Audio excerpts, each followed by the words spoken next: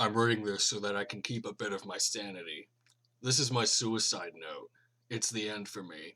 I just want this down so that others may see why death brings suffering, why you can't let one person die in your life.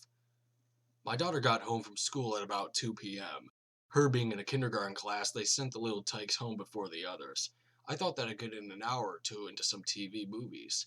I finished at around 1:40, and exactly after I turned the TV off, a ring came at the door. I walked to the door and saw a little girl with her mother, selling Girl Scout cookies. I happily bought them and started to eat the tagalongs. I gave the little girl a tip. When delivering cookies in the heat of Florida, you have to have a bit of decency. About 25 minutes later, my daughter got home. "Hello, Daddy," she said, throwing herself on me. I chuckled and got her some lunch. It was definitely a normal day. Until that night. At around 1:40 a.m., my daughter screamed bloody murder. I jumped out of bed and ran to her room. I threw the door open and saw my daughter huddled up in a little ball on the corner of her bed. I grabbed her quickly and turned the light on in her room. What I saw was completely chilling.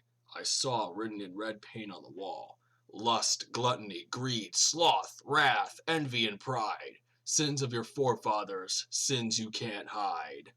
What the hell was that supposed to mean? The seven sins? My daughter started to hyperventilate, and she started saying, "Daddy, Daddy, Daddy, Daddy," over and over again. I grabbed her asthma inhaler and tried to give it to her, but she was so far into an asthma attack that she really couldn't do much. I ran to my car with her and placed her in the back seat and drove as fast as I could to a nearby hospital. We were instantly admitted, and she was saved from going into cardiac arrest. It turned out that my daughter at 5 had heart disease. It was about 7 years later, and during those 7 years, that things started to get bad. It was Christmas time. I had a wife named Samantha and a son named Gregory. My daughter, Haley, was 12 years old. Greg was about 4. I was loving my life. The kids were happy. Samantha and I were happy.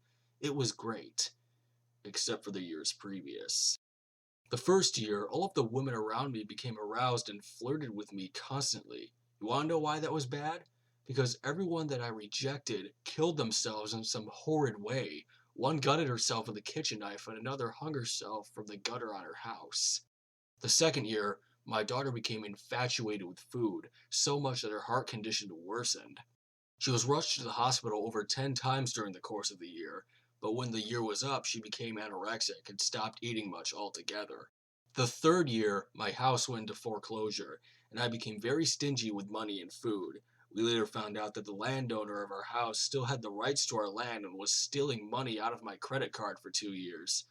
I'm lucky that I met Samantha, and she let my daughter and I move into her home. We married in December and had my son in October. The fourth year, I was called by many talent agencies, asking about my amazing singing skills, which I had shown off when I sat in with a band a month before the year started. The thing is, when I said no, they would keep calling me and calling until they became violent, calling me foul names.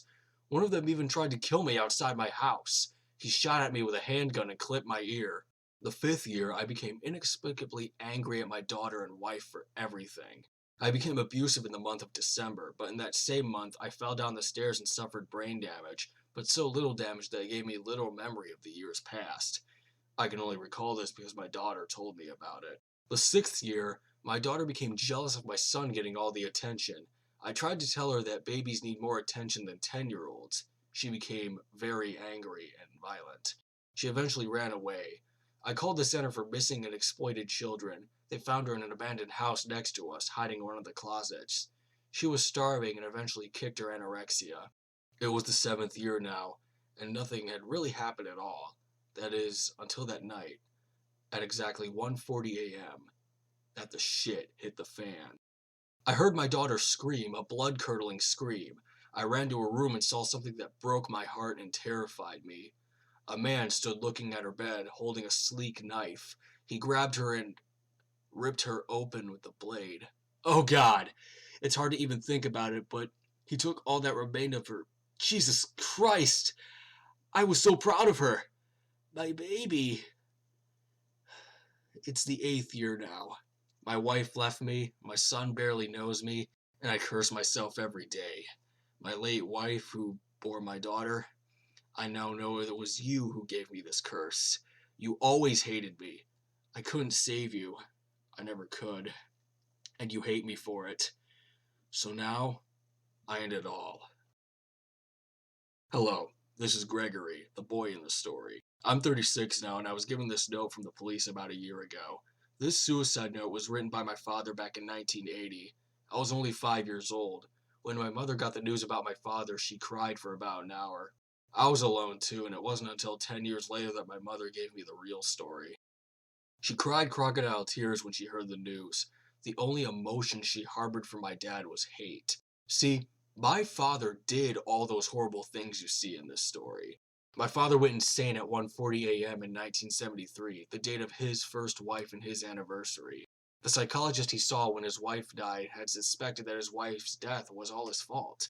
He created an excuse and based his so-called revenge on the seven deadly sins. The night of his wife's anniversary, he gave his daughter a shot of steroids, which gave her the heart condition. He killed every woman who flirted with him for 1 year, making their deaths look like suicides. The second year, he stuffed his daughter full of food, making her eat the largest portions. He became upset that it didn't kill her, so he made her throw up her food after every meal when the year was up. The third year, he sold his house and let my mom use money from his credit card. He also became abusive for many years after. The fourth year, he claimed that he was the most talented singer ever, calling talent agencies and such. When they turned him down, he would call them foul names and even tried to kill one man. He shot at the man right outside of his studio, clipping him in the ear. The fifth year, he tried to kill my mom and late sister many times, but my mother retaliated, pushing him down the stairs. He had acquired short-term memory loss and couldn't remember much about that month. The sixth year, he drove my sister out of the house, calling her stupid bitch or fucking whore. She hid in the house next door when my father called a lost child agency. The forensics team quickly turned her back into our house, which my mother frequently called hell. The seventh year, my dad was very tame. He became a very nice man, happy and was proud of his behavior. Until 1:40 a.m. On the night of his wife's anniversary, he killed my sister with a kitchen knife and fled with her remains to the Bahamas. I still cannot believe it to this very day, and at the beginning of the eighth year, he killed himself. The police force says that it was suicide. He created a makeshift noose out of organic material. They all lie, because I know the rope was my sister.